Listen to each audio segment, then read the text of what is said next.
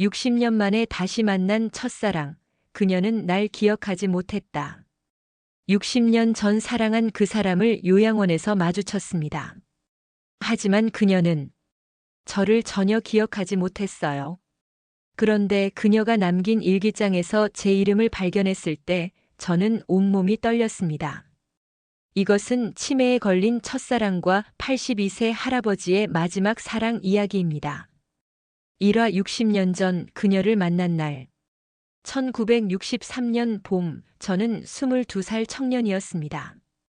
부산사범대학에 다니던 가난한 학생이었죠. 그해 4월 12일, 벚꽃이 만개한 용두산 공원에서 처음 그녀를 만났어요. 지금도 그 날짜를 정확히 기억합니다. 왜냐하면 그날이 제 인생에서 가장 중요한 날이었거든요. 하얀 원피스를 입고 벤치에 앉아 책을 읽고 있던 그녀의 모습이 아직도 눈에 선합니다. 긴 머리를 뒤로 묶었고 책장을 넘기는 하얀 손이 햇빛에 반짝였어요.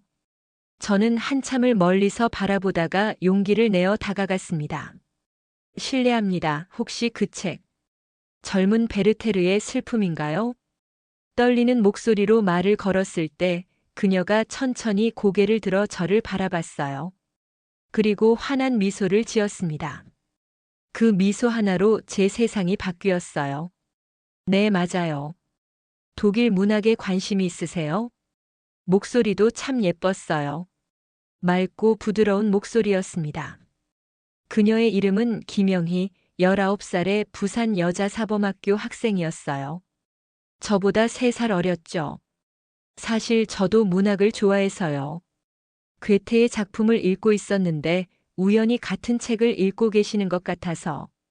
그럼 잠깐 앉으세요. 이야기해봐요. 그렇게 시작된 우리의 첫 만남.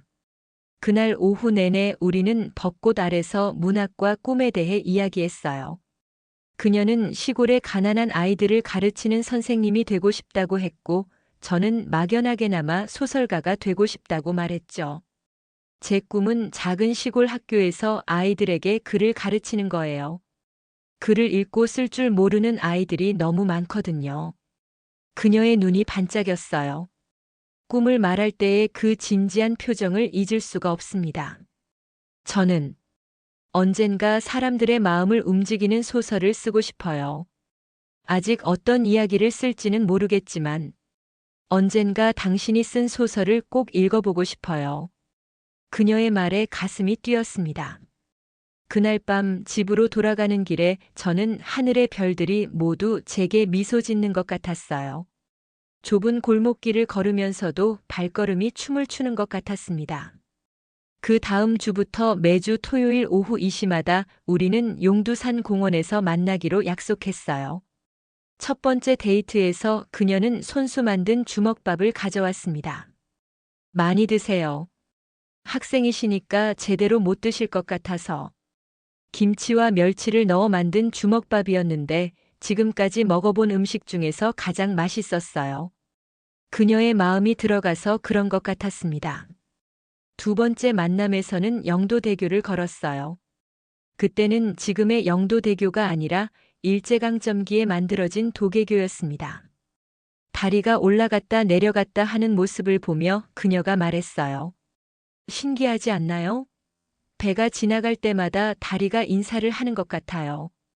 그녀는 항상 평범한 것에서도 아름다운 의미를 찾아냈어요. 그런 그녀와 함께 있으면 세상 모든 것이 특별해 보였습니다. 세 번째 만남에서는 국제시장을 구경했어요.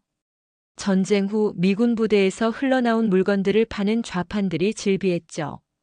그녀는 헌책방 앞에서 발걸음을 멈추고 오랫동안 책들을 들여다봤어요. 책이 참 좋아요. 책 속에는 온 세상이 들어있잖아요. 그때 저는 그녀를 위해 레미제라블을 사주고 싶었지만 주머니에는 버스비밖에 없었어요. 그날 밤 저는 아르바이트를 더해서라도 그녀에게 책을 사주겠다고 다짐했습니다. 네 번째 만남에서는 제가 써온 시를 읽어줬어요. 그녀를 만난 후 밤마다 써내려간 서툰 연시였죠. 봄바람이 불어와 그대 머리칼을 흔들고 벚꽃잎이 흩날리면 내 마음도 함께 날려가네.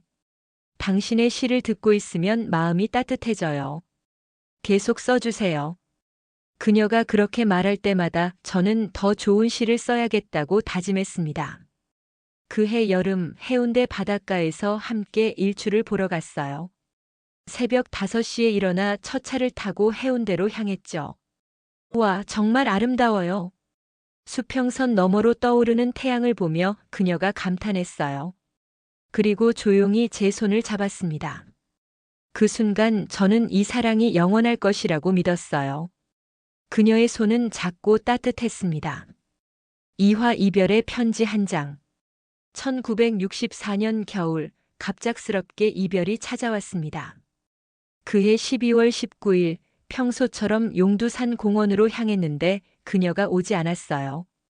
1시간, 2시간을 기다려도 나타나지 않았습니다. 그때까지 한 번도 약속을 어긴 적이 없던 그녀였기에 무언가 잘못되었다는 느낌이 들었어요. 눈이 내리기 시작했습니다. 하얀 눈송이가 벤치 위에 제 어깨 위에 쌓여갔지만 저는 계속 기다렸어요. 혹시나 싶어서 다음 날도 같은 시간에 나갔지만 그녀는 오지 않았습니다. 사흘째 되는 날 저는 그녀의 하숙집으로 찾아갔어요. 부산 여자사범학교 근처의 작은 2층 한옥집이었습니다. 하숙집 아주머니가 나와서 말했어요. 영애 양은 고향으로 급히 돌아갔어요. 아버지가 갑자기 쓰러지셨다나. 그리고 제게 편지 한 통을 건네주셨습니다. 그녀의 글씨로 김철호 선생님께라고 쓰여 있었어요. 떨리는 손으로 편지를 열었습니다. 그 내용을 아직도 한 글자도 빠뜨리지 않고 외우고 있어요.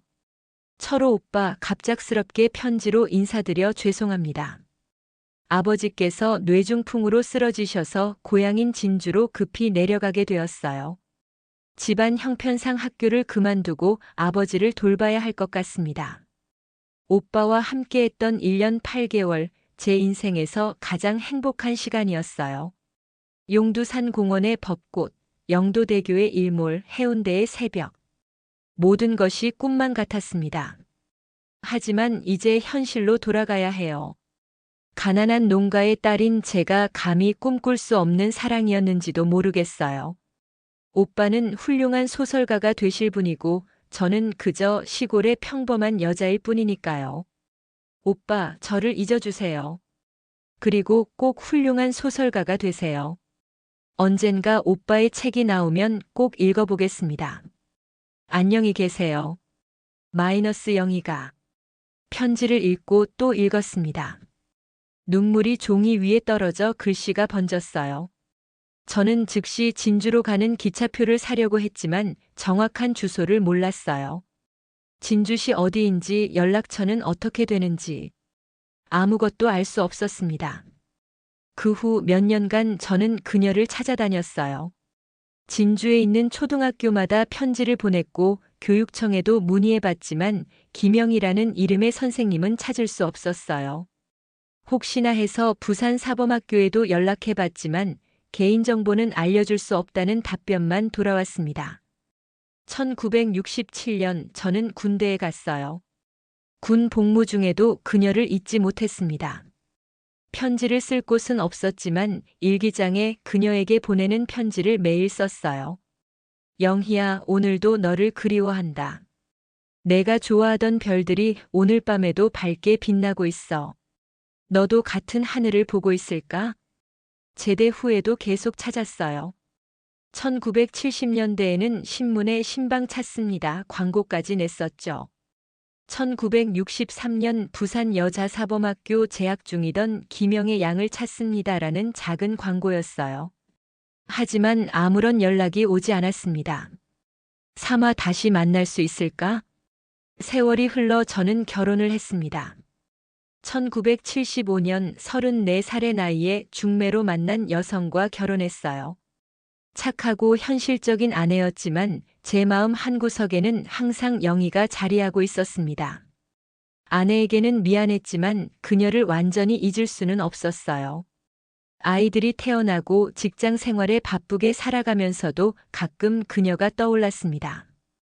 특히 봄이 되어 벚꽃이 필 때면 60년 전 그날이 선명하게 기억났어요. 결국 저는 소설가가 되지 못했습니다. 생계를 위해 은행에 다녔고 45년간 성실한 직장인으로 살았어요. 그녀가 읽어보고 싶다던 제 소설은 끝내 쓰지 못한 채로 남았습니다. 2010년 아내가 암으로 세상을 떠났어요. 35년간 함께 살면서 아내에게는 좋은 남편이 되려고 노력했지만 마음 깊은 곳에 첫사랑은 숨길 수 없었나 봅니다. 아내가 병상에서 마지막으로 한 말이 아직도 귀에 남아 있어요. 여보, 당신이 진짜 사랑한 사람이 따로 있다는 거 알고 있어요. 나는 괜찮아요. 당신도 그 사람을 그리워하며 살 권리가 있어요. 아내의 장례를 치르고 혼자가 된 후 저는 다시 그녀를 찾기 시작했어요. 이번에는 인터넷이라는 새로운 도구가 있었죠. 동창회 사이트, 찾기 사이트, 각종 커뮤니티에 글을 올렸습니다. 하지만 여전히 소식을 들을 수 없었어요. 혹시 이미 세상을 떠난 것은 아닐까 하는 생각도 들었습니다. 우리 나이대의 사람들은 많이 세상을 떠나갔으니까요.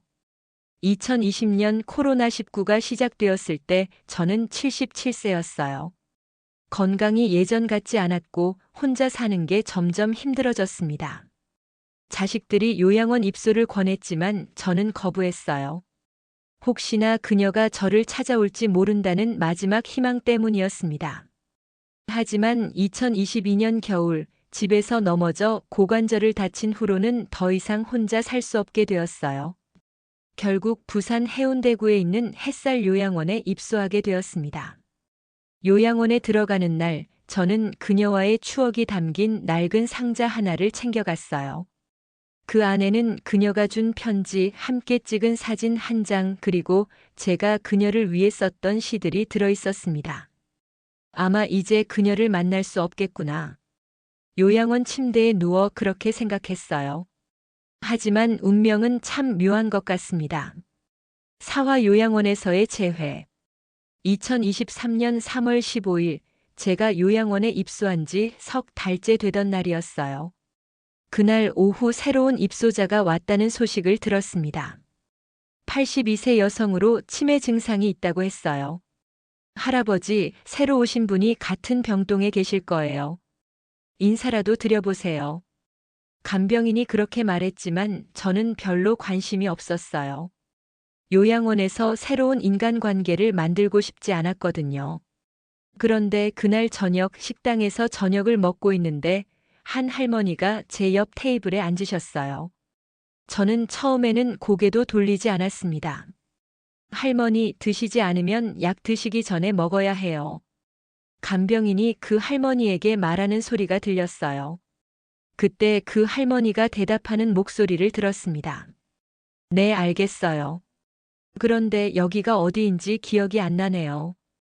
그 목소리를 듣는 순간 저는 숟가락을 떨어뜨렸어요. 60년 전 그 목소리였습니다. 조금 늙고 쉰 목소리였지만 분명히 그녀의 목소리였어요. 천천히 고개를 돌렸습니다. 하얀 머리, 주름진 얼굴, 하지만 그 눈만큼은 여전히 맑고 따뜻했어요. 영희였습니다. 60년 만에 만난 그 사람이었어요. 영희야. 저도 모르게 그녀의 이름을 부르고 말았습니다. 그런데 그녀는 저를 바라보며 고개를 갸웃거렸어요. 저를 아시나요? 죄송하지만 기억이 잘 안 나서. 그 순간 저는 깨달았어요. 그녀가 치매에 걸렸다는 것을, 그리고 저를 기억하지 못한다는 것을요. 가슴이 무너져 내리는 것 같았습니다. 아, 아닙니다. 제가 잘못 봤나 봐요. 죄송합니다. 저는 서둘러 자리를 뜨려고 했어요. 하지만 그녀가 제 팔을 살며시 잡았습니다. 잠깐요, 할아버지. 목소리가 참 친숙해요. 어디서 뵀던 것 같은데. 그녀의 손길이 60년 전 그때와 똑같이 따뜻했어요. 저는 다시 앉았습니다. 제 이름은 김철호입니다. 김철호. 철호. 어디서 들어본 이름 같은데. 그녀가 중얼거렸지만 결국 기억해내지는 못했어요. 그날 밤 저는 잠을 이루지 못했습니다. 60년 만에 그녀를 만났지만 그녀는 저를 기억하지 못하는 현실이 받아들여지지 않았어요. 다음 날부터 저는 조심스럽게 그녀에게 다가갔습니다. 치매가 있다고 해서 함부로 대할 수는 없었어요. 서서히, 천천히 친해져야 했습니다. 할머니, 저는 옆방 김철호라고 해요. 어제 인사드렸죠?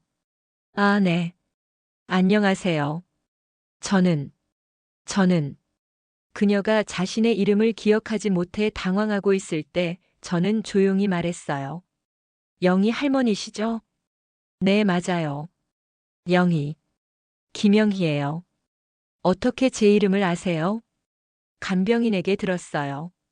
거짓말이었지만 그녀를 놀라게 할 수는 없었습니다. 오하 매일 그녀 곁에 머물다.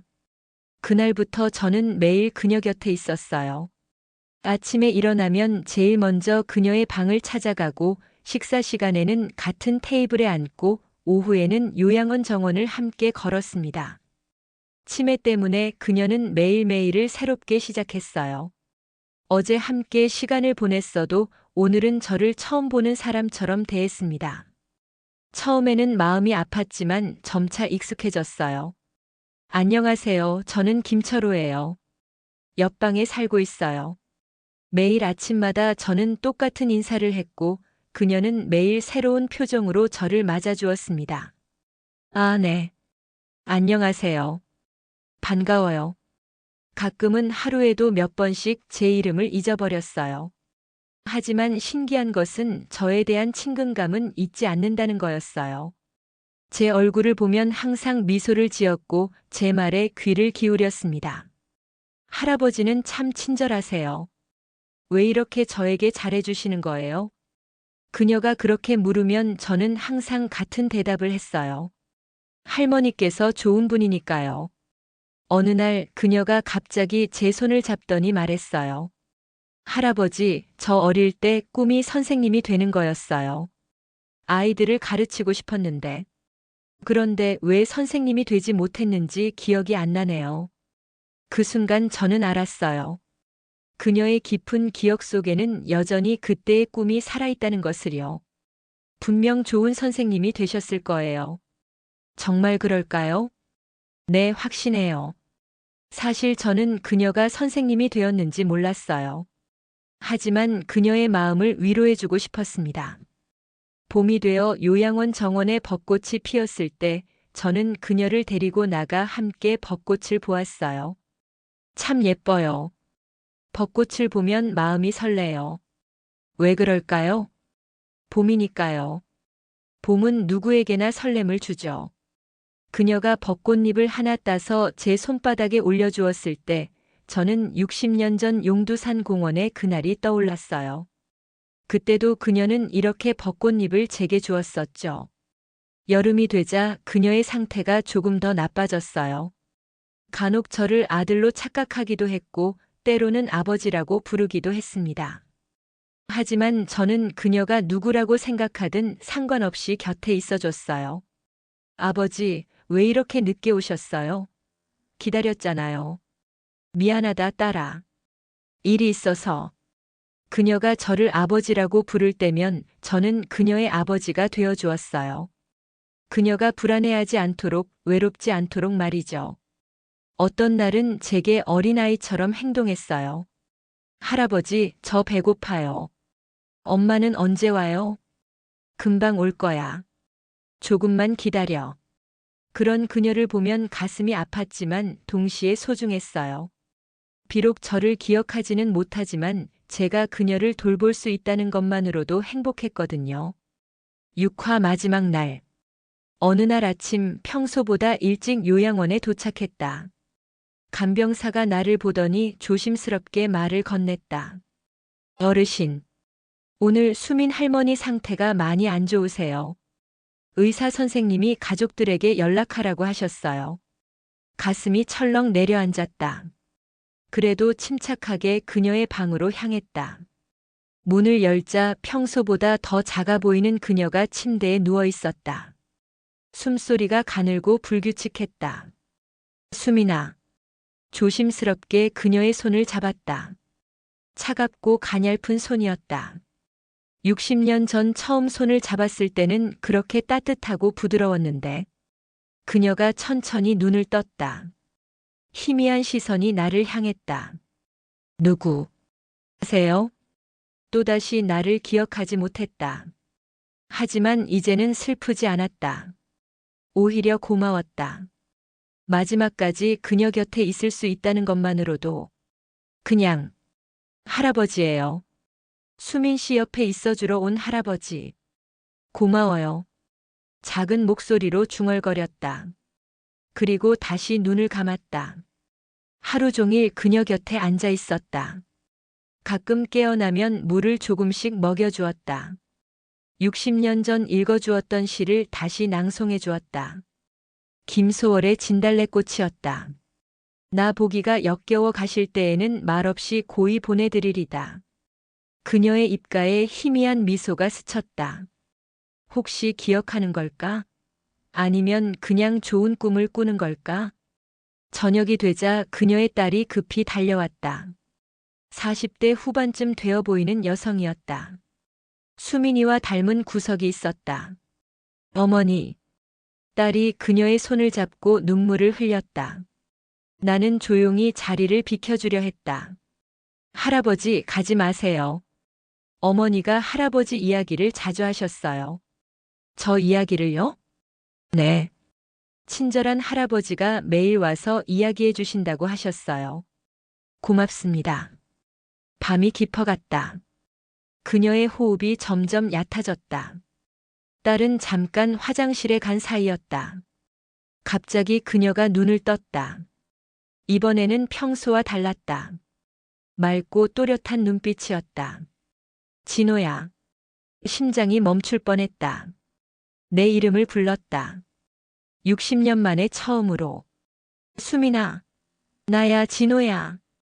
알고 있어. 내가 어떻게 널 잊겠니? 그럼 왜 그동안. 미안해. 머리가 자꾸 흐릿해져서. 하지만 마음은 기억하고 있었어. 내 목소리, 내 손의 온기. 눈물이 쏟아졌다. 60년 동안 참았던 모든 것들이 한꺼번에 터져나왔다. 수민아 사랑해. 60년 전에도 지금도. 나도 사랑해 진호야. 그녀의 손이 내 볼을 어루만졌다. 그리고 조용히 말했다. 이제 편히 갈 수 있겠어. 안 돼, 수민아. 조금만 더. 괜찮아. 우리 다시 만날 거야. 다음 생에서는 꼭 함께 있자. 그녀의 손이 천천히 내려왔다. 평온한 미소를 지은 채로 눈을 감았다. 마치 깊은 잠에 빠진 것처럼. 수민아. 하지만 대답은 없었다. 오직 침묵만이 방을 가득 채웠다. 7화 그녀의 일기장에서 발견한 이름. 장례식이 끝난 후 며칠이 지났다. 그녀의 딸 은희 씨가 나를 찾아왔다. 할아버지, 어머니 유품을 정리하다가 이걸 발견했어요. 낡은 일기장 하나를 건네주었다. 가죽 표지가 세월에 발해 있었다. 어머니가 평생 쓰신 일기예요. 할아버지께 드리라고 하신 것 같아요. 집에 돌아와 일기장을 펼쳤다. 첫 페이지부터 마지막 페이지까지 60년의 세월이 고스란히 담겨 있었다.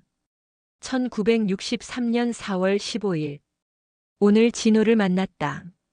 도서관에서 책을 읽고 있는데 갑자기 말을 걸어왔다. 얼굴이 빨개져서 제대로 대답도 못했다. 하지만 마음이 두근거렸다.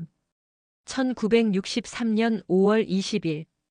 진호와 함께 한강에 갔다. 손을 잡고 걸었다. 이런 기분은 처음이다. 행복하다는 게 이런 건가? 1963년 8월 10일. 진호가 부산으로 간다고 했다. 가족 사정이라며 미안하다고 했다. 눈물이 났지만 참았다. 기다리겠다고 했다. 페이지를 넘길 때마다 가슴이 아팠다. 그녀도 나만큼 아파했구나. 1965년 2월 14일. 아직도 진호를 기다리고 있다. 친구들은 이제 그만하라고 하지만 첫사랑을 어떻게 잊겠어? 1968년 10월 3일. 결혼했다. 좋은 사람이다. 하지만 가슴 한쪽은 여전히 진호 몫으로 남겨둘 생각이다. 결혼 후의 일기도 계속 이어졌다. 아이를 낳고 키우는 일상들. 하지만 중간중간 내 이야기가 나왔다. 1985년 6월 25일. 은희가 대학생이 되었다. 문득 진호 생각이 난다. 지금 어디서 뭘 하고 있을까? 행복하게 살고 있을까?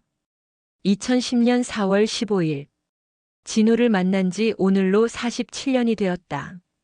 아직도 그날을 기억한다.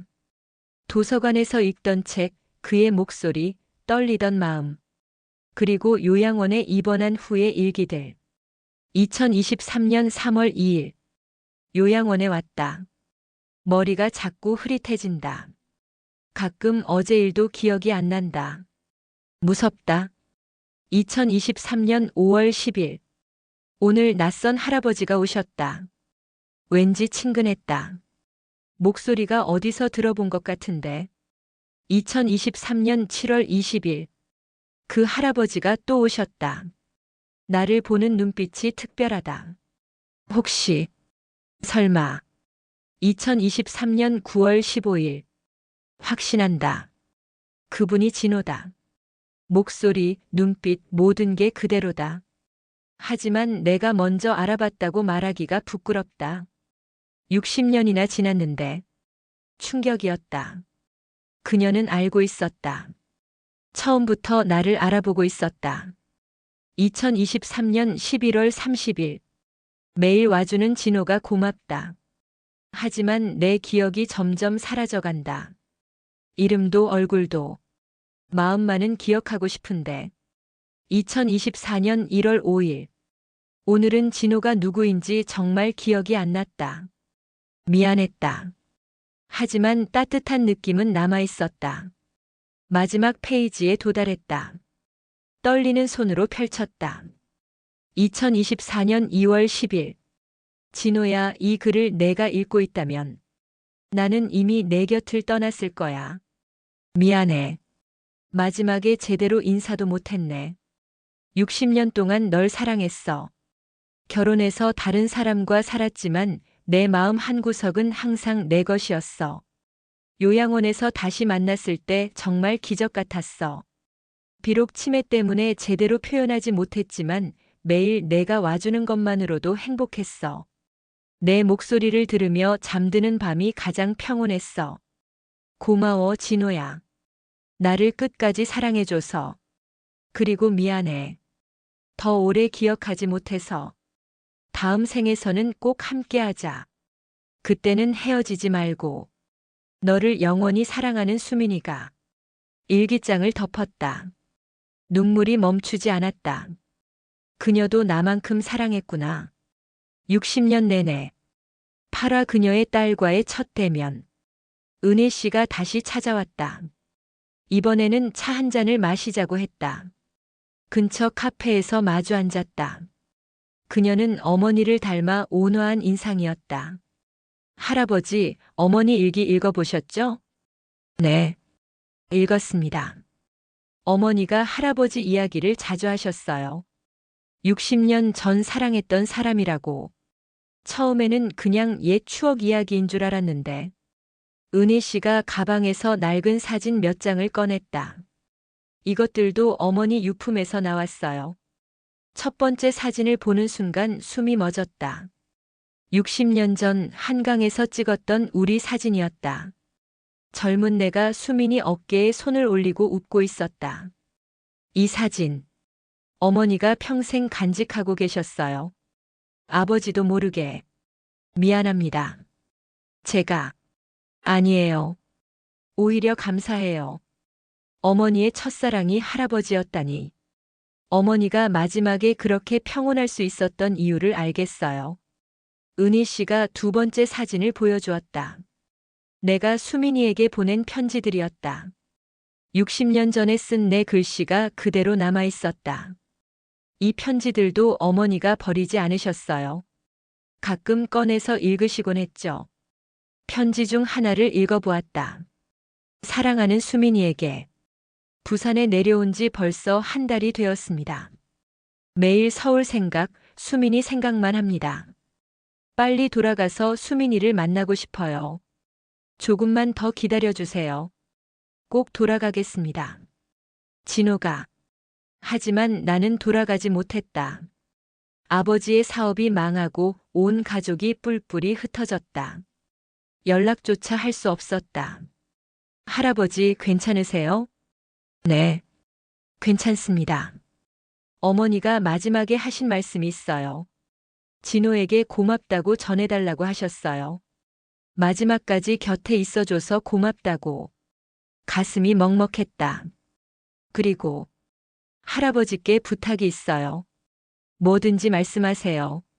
저를 딸로 생각해 주세요. 어머니가 그러셨어요. 진호에게는 자식이 없다고. 내 딸이 진호의 딸이기도 했으면 좋겠다고. 눈물이 또 났다. 수민이는 마지막까지 나를 생각해 주었구나. 은희야. 내 아버지. 처음 들어보는 아버지라는 호칭이었다. 60년 만에 가족이 생겼다. 어머니 제사 때도 오세요. 저희 가족의 일원이니까요. 정말. 그래도 될까요? 물론이에요. 어머니가 가장 바라셨던 일이에요. 그날부터 은희 씨와 자주 만났다. 어머니 이야기, 가족 이야기를 나누었다. 수민이의 삶이 어땠는지 조금씩 알게 되었다. 어머니는 정말 강한 분이셨어요. 아버지가 일찍 돌아가셨는데도 혼자서 저를 키우셨거든요. 힘드셨겠네요. 네. 하지만 불평 한 번 안 하셨어요. 오히려 항상 웃으시면서 언젠가 좋은 일이 있을 거야 라고 하셨어요. 그 좋은 일이 저였을까요? 그럼요. 할아버지를 다시 만난 게 어머니에게는 가장 큰 선물이었어요. 구와 마음의 가족으로 남다 엔딩. 수민이가 떠난 지 6개월이 지났다. 이제 나도 80대 중반. 언제까지 살 수 있을지 모르지만 매일이 소중하다. 은희 씨 가족과 함께 지내는 시간이 늘었다. 손자 손녀들이 나를 할아버지라고 부른다. 진짜 가족이 된 기분이다. 오늘은 수민이의 일주기다. 묘지에 함께 갔다. 어머니, 진호 아버지 모시고 왔어요. 은희 씨가 묘비 앞에서 말했다. 나는 조용히 꽃을 올리고 인사했다. 수민아, 잘 지내고 있어? 나는 은희 덕분에 외롭지 않게 지내고 있어. 내가 마지막에 해준 선물이야. 바람이 불어와 꽃잎들이 흩날렸다. 마치 수민이가 대답하는 것 같았다. 집에 돌아와 일기를 썼다. 수민이가 죽은 후부터 시작한 새로운 습관이었다. 수민이에게 오늘은 내가 떠난 지 1년이 되는 날이야. 처음에는 어떻게 살아야 할지 모르겠더라. 60년 만에 다시 만나서 고작 1년 반밖에 함께하지 못했으니까. 하지만 은희 덕분에 새로운 삶을 살고 있어. 내가 남겨준 가장 소중한 선물이야. 이제 나에게도 가족이 생겼어. 외롭지 않아. 가끔 꿈에서 너를 만나. 60년 전 모습 그대로의 내가 나타나서 웃어줘. 그럴 때마다 행복해. 언젠가 나도 내 곁으로 갈 테니까 조금만 더 기다려. 그때까지는 은희와 아이들을 잘 돌봐줄게. 내가 부탁한 대로. 사랑해 수민아. 영원히. 펜을 놓고 창밖을 바라봤다. 석양이 지고 있었다. 아름다운 하루의 끝이었다. 문득 60년 전 수민이와 함께 본 석양이 생각났다. 한강 둔치에서 손을 잡고 서 있던 그 순간. 그때 우리는 영원히 함께할 거라고 믿었다. 결국 그 약속은 지켜졌다. 비록 60년이라는 긴 시간이 흘렀지만 우리는 다시 만났고 사랑을 확인했고 가족이 되었다. 사랑은 시간을 초월한다. 기억을 잃어도 얼굴이 늙어도 심지어 죽음이 와도 사라지지 않는다. 그것이 내가 수민이를 통해 배운 가장 소중한 진리다. 은희가 아이들과 함께 저녁을 먹으러 오겠다고 연락했다. 오늘도 따뜻한 가족의 시간이 기다리고 있다. 나는 천천히 자리에서 일어나 부엌으로 향했다. 수민이가 좋아했던 된장찌개를 끓여야겠다. 은희에게 레시피를 배워뒀으니까. 그렇게 나의 하루가, 나의 삶이 계속된다. 수민이의 사랑과 함께. 세상에는 두 번의 삶이 있다고 한다. 한 번은 태어나서 죽을 때까지, 또 한 번은 사랑하는 사람을 만나는 순간부터 영원까지. 나의 두 번째 삶은 60년 전 도서관에서 시작되었고 지금도 계속되고 있다. 그리고 언젠가 수민이와 다시 만날 그날까지 이어질 것이다. 사랑한다, 수민아. 어디에 있든 언제까지나.